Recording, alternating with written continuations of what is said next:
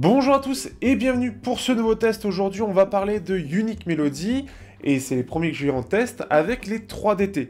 Ils sont vendus 400 $ directement sur le site de la marque et ils sont donc des triple drivers dynamiques. Ils m'ont été prêtés par quelqu'un de la communauté, Jiggy, qui me permet justement de me faire mon propre avis et de partager mon avis par rapport à tout ce que je peux avoir en termes d'intra, ce qui fait que c'est très intéressant. Sachez que au passage, vous aurez droit au test des Mest MK2, ce qui est encore plus intéressant et encore plus cher, mais c'est déjà très intéressant de commencer par cela. Ils viennent sur un marché assez concurrentiel, il faut savoir qu'en Chine, il y a énormément de marques. Unique Melody a su se faire une place dans ce marché, et se faire une place surtout dans le haut de gamme. Il faut savoir que les plus chers chez eux, il y a du 6500 $, il y a de quoi faire. Mais ici, on est parmi les moins chers, voire je crois le moins cher de leur marché, de leurs produits.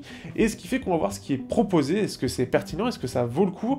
Est-ce que par rapport au reste du marché, ça se démarque? On voit ça tout de suite.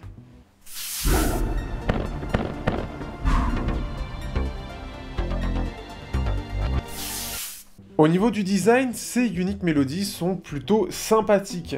Avec l'effet qui m'a été envoyé, c'est la version bois et bleu, et l'effet est vraiment réussi.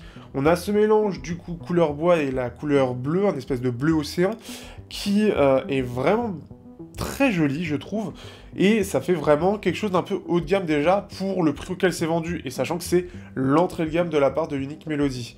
Il existe d'autres coloris, mais celui-là est vraiment très réussi. Il est par contre assez épais et assez gros dans l'oreille, donc pour ceux qui ont des petites oreilles, ça risque de ne pas forcément passer. Et ça peut être un premier problème. Pour des oreilles comme moi, comme d'habitude, le problème c'est que je peux pas trop parler de confort, puisqu'à peu près tous les intras me vont, donc c'est vrai que c'est toujours très compliqué, mais je sens quand même qu'ils sont assez imposants, mais ils restent légers, et pour ceux qui ont des petites oreilles, ça va vraiment être compliqué. L'autre chose, c'est que les embouts qui sont fournis avec sont vraiment pas... Enfin, moi, en tout cas, j'ai pas du tout apprécié, donc j'en ai mis d'autres, et ce qui fait que ça va mieux. Mais les embouts de chez Unique Melody ont l'air un peu particuliers. Ce qui est un peu plus particulier encore, c'est surtout le câble. Et là, par contre, je trouve que pour 400 $, je ne comprends même pas pourquoi ça a été mis avec, puisque on a quelque chose qui est... disons que même KZ, TRN, tout ça ne le fait plus aujourd'hui. Ce sont c'est vraiment un câble qui vaut 5 balles. C'est littéralement ça. Il est très fin, il fait pas hyper quali. Il est à mémoire de forme dans le sens où c'est un petit fil en étain qui va permettre de le mettre bien dans l'oreille, ce qui est clairement pas agréable du tout. Et le seul acteur que je vois avec quelque chose d'un peu cher, c'est un peu Shure qui fait ça, mais ça reste quand même un peu plus quali du côté de chez Shure, et en termes d'embout au moins ça assure. Ici, c'est pas vraiment le cas, ce qui fait que le câble qui est mis ici par donc mon abonné est un câble de chez Kinera, qui est sympathique avec le côté détachable de l'embout. Donc ici, je vais pas arriver. Voilà, et ce qui fait qu'on peut mettre d'autres embouts, 4.4, etc. Donc ce qui fait que c'est intéressant de ce point de vue-là. Et si jamais vous êtes intéressé, n'hésitez pas à poser la question soit de venir dans le Discord, soit directement dans les commentaires. Ce qui fait que le design est réussi, mais c'est un peu tout ce qui est autour qui fait moins réussi. On sent que tout est dans le design, et d'ailleurs on sent beaucoup de similitudes avec les Mest MK2, mais ils restent assez différents. Donc ne vous référencez pas forcément au test des Mest, parce que le design est un petit peu différent. On sent que avec les Mest, ils ont dû faire quelque chose d'un peu différent pour arriver à tout mettre dedans. Là, on a beaucoup de similitudes, mais il est plus incliné, un peu différent. Après, les intrants eux-mêmes sont vraiment très jolis.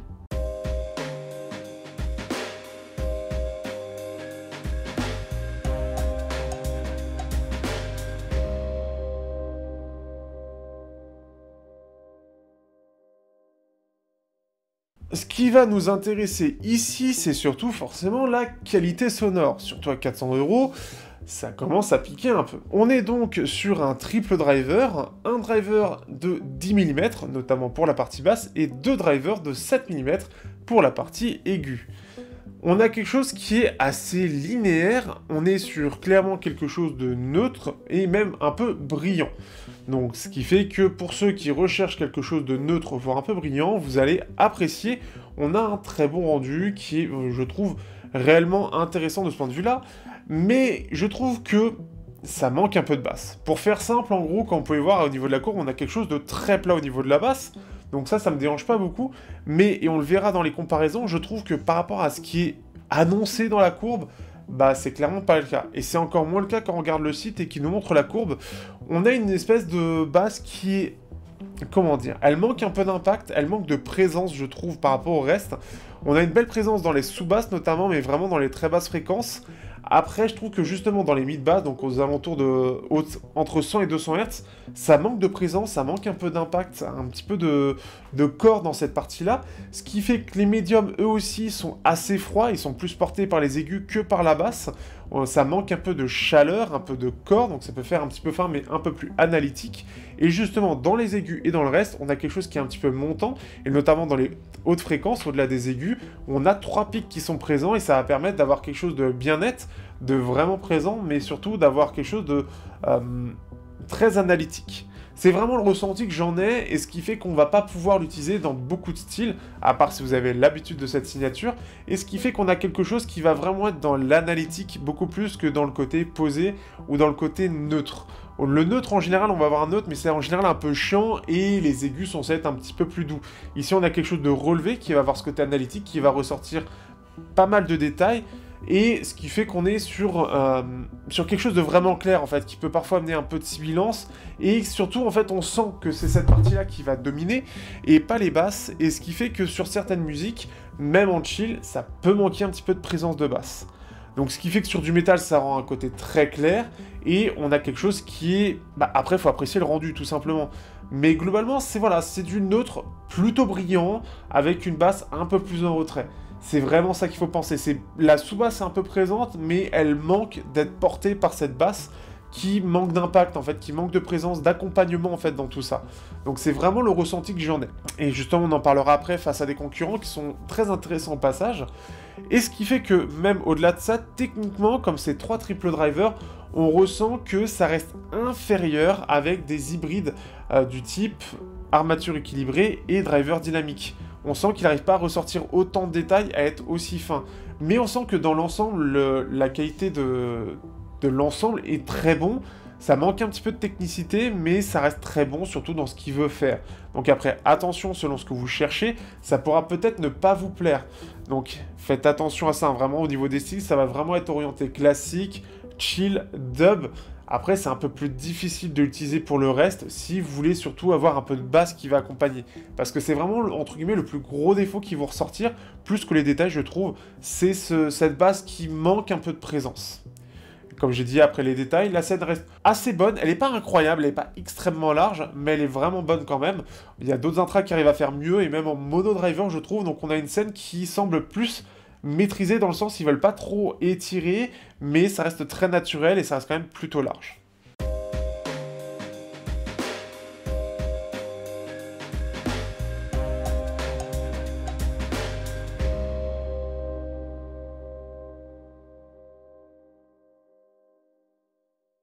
Si je dois comparer, je vais comparer d'abord à un intra. Alors, avant même de commencer, je tiens à dire que si vous voulez voir la comparaison entre les Mesk MK2 et ceci, il faudra attendre le test du Mesk MK2. Étant donné que j'ai moins d'intra à 1200 €, ce sera plus difficile à comparer. Et donc forcément, je vais plus m'orienter ici sur des intras équivalents, voire peut-être un peu moins chers. On va commencer avec les Terrain VX. Et si je commence par eux, ça semble un peu particulier parce qu'aujourd'hui, ils sont vendus environ 65 €. Mais si vous les avez, que vous les appréciez tels qu'ils sont, avec la signature, avec peut-être le défaut d'un peu trop de brillance, vous allez énormément apprécier ces Unique Melody. Pourquoi? Parce que, alors, on a une meilleure isolation du côté des Unique Melody déjà, on a quelque chose qui est plus imposant en termes de design, mais globalement, on va avoir quelque chose de beaucoup plus premium, et surtout sur la qualité sonore. On n'a pas forcément beaucoup plus de détails, par contre, ce qui va ressortir, c'est qu'on a une signature vraiment très similaire. On aura une basse qui sera un petit peu plus présente du côté des VX, donc ça, pareil, ça se ressent, alors que visuellement, au niveau de la courbe, ça a l'air similaire, mais ça ne l'est pas. Et ce qui fait que c'est assez étrange, ce qui fait que les VX ont un côté un peu plus chaleureux au niveau des voix. Par contre, il a aussi ce pic dans les 10 kHz qui est plus présent, ce qui fait qu'il est plus agressif et un peu plus fatigant. Mais globalement, au niveau du rendu, on est sur quelque chose qui est un peu similaire. Du côté des VX, un peu plus brillant et un petit peu plus chaleureux au niveau des voix, parce qu'il y a un peu plus de basse. Et du côté des Unique Melody, c'est un petit peu plus froid, un peu plus orienté analytique, et un peu moins agressif au niveau des aigus. Sur quelque chose de très différent, on a les AudioSense DT600. Ils sont vendus entre environ 220 €, mais sont d'excellents concurrents. C'est des très très bons intras de la part d'AudioSense, qui sont déjà plus compacts en termes de design. On est sur du 6 drivers par côté, on a armature équilibrée, mais globalement la configuration est un peu la même. 2 basses, 2 médiums, 2 aigus. La signature est quand même un peu différente puisqu'on va avoir un petit appui sur la sous-basse du côté des AudioSense, une basse neutre, on va avoir des médiums assez neutres, des aigus un peu retrait et un petit pic dans les 10 kHz pour donner un peu plus de netteté. On va le ressentir déjà par une scène à peu près aussi large, voire un petit peu plus grande. On va avoir aussi beaucoup plus de détails, du fait que ce soit des armatures équilibrées. Et surtout au niveau de la basse et des médiums, on va clairement ressentir ce côté beaucoup plus technique. Ce qui fait que là-dessus, je les trouve meilleurs et aussi beaucoup moins agressifs, beaucoup plus agréables.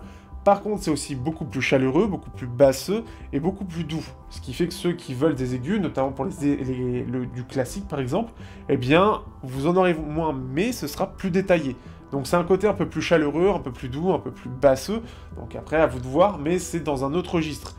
Ce que je voulais vraiment appuyer, c'est le côté technique que proposait AudioSense, ou justement un peu le manque de technicité qui est proposé par Unique Melody, qui est un peu léger en comparaison. Les armatures équilibrées ont toujours eu ce côté très détaillé, là où le côté driver dynamique montre son côté limité. On a les AudioSense T800 qui sont aujourd'hui un peu vieux, qui étaient vendus 300 €, et pareil, on a un rendu un peu similaire, mais on sent que c'est un petit peu un rendu un peu différent.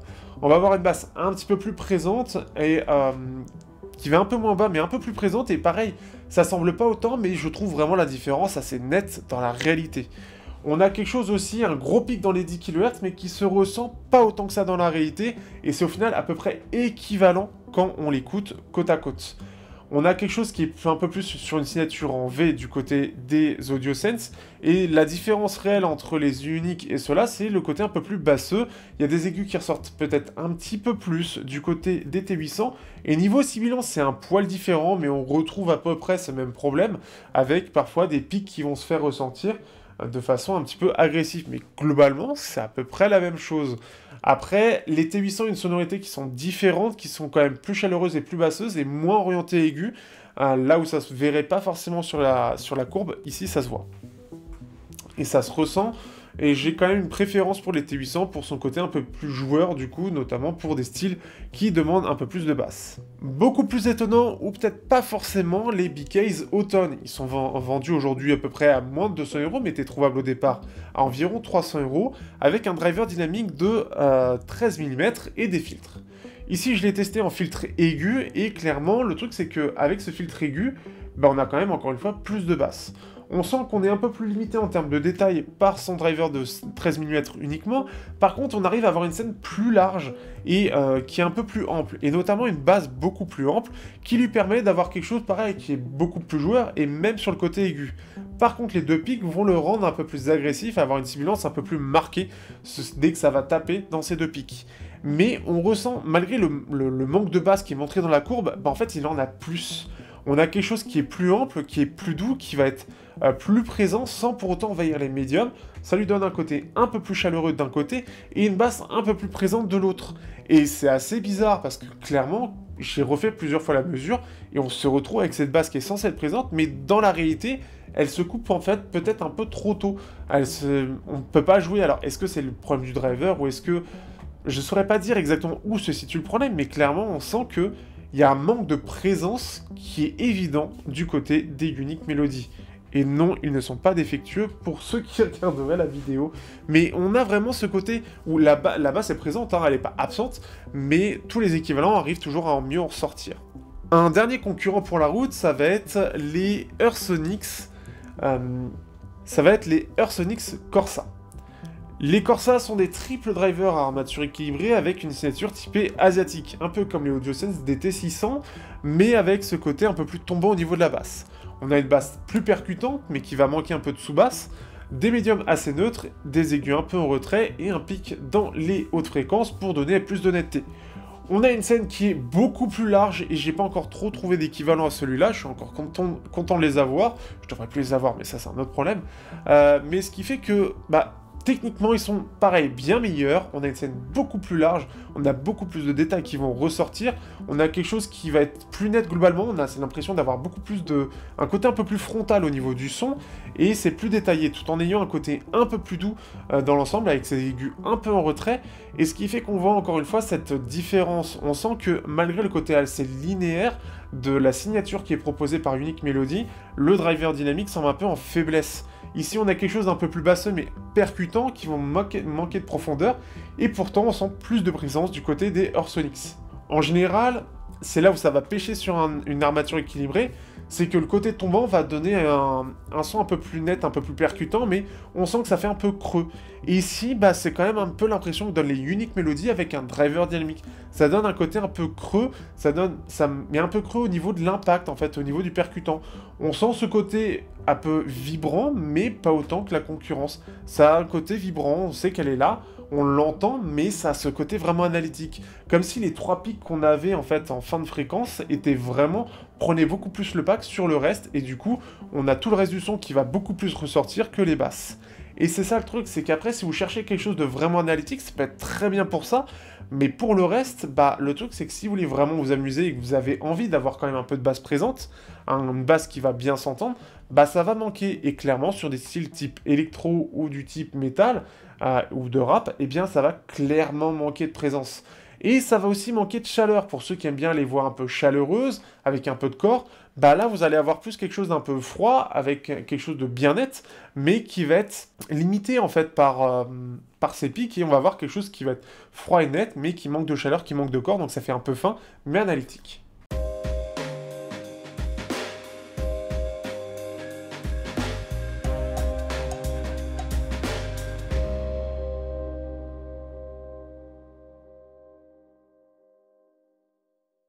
Au final, que penser des Unique Melody 3DT? Alors je sais que dans ma communauté, ils adorent ces intras et ils les trouvent vraiment très bien pour le côté un peu technique. Je les trouve pas si techniques que ça personnellement par rapport au reste de ma collection, mais je les trouve très intéressants. On a quand même un bel équilibre, on a quand même quelque chose de technique, on a un très beau design, mais ce qui fait que c'est vraiment pour ceux qui cherchent, et encore une fois je me répète, de l'analytique, du très neutre avec un côté assez brillant qui va ressortir. Ce qui fait que après il faut apprécier ce côté un petit peu plus discret de la basse. Ça me fait peut-être un petit peu penser d'ailleurs au Shure Aonix 5, c'était peut-être un petit peu la même idée, malheureusement je les ai plus, et ce qui fait qu'on a quelque chose qui est vraiment analytique, ou pour ceux qui aimeront le classique. Pareil, c'est pas les plus techniques, et on sent que le côté triple driver dynamique limite un peu cette partie-là. C'est pas les plus larges en termes de scène, mais ils ont un bel équilibre. Après, à vous de voir ce que vous cherchez réellement. Personnellement, je trouve qu'il y a des équivalents dans ceux que j'ai dit qui étaient plus intéressants, et ce qui fait que c'est pas mes préférés à moi. Alors après, ça peut être fait par des choix différents, des goûts différents. Si vous êtes déjà dans le côté analytique, ça peut vous plaire. Si vous avez notamment, et comme j'ai dit, plutôt des TR-NVX et que vous adorez la signature, mais que vous voulez quelque chose d'un peu plus technique, d'un peu mieux maîtrisé, eh bien clairement, c'est ses successeurs directs. Je préfère quand même les VX pour le côté un poil plus basseux, qui permet d'avoir un côté un peu plus polyvalent justement, et qui permet justement de l'utiliser sur des styles un peu plus fun, mais avec ce côté analytique qui reste présent. J'espère que vous avez apprécié ce test, vous avez le lien dans la description si besoin. Si vous avez des besoins de conseils, d'avis, d'autres avis sur ces intras, eh bien je vous conseille d'aller regarder directement sur le Discord. On se dit à bientôt pour un prochain test sur Technoid.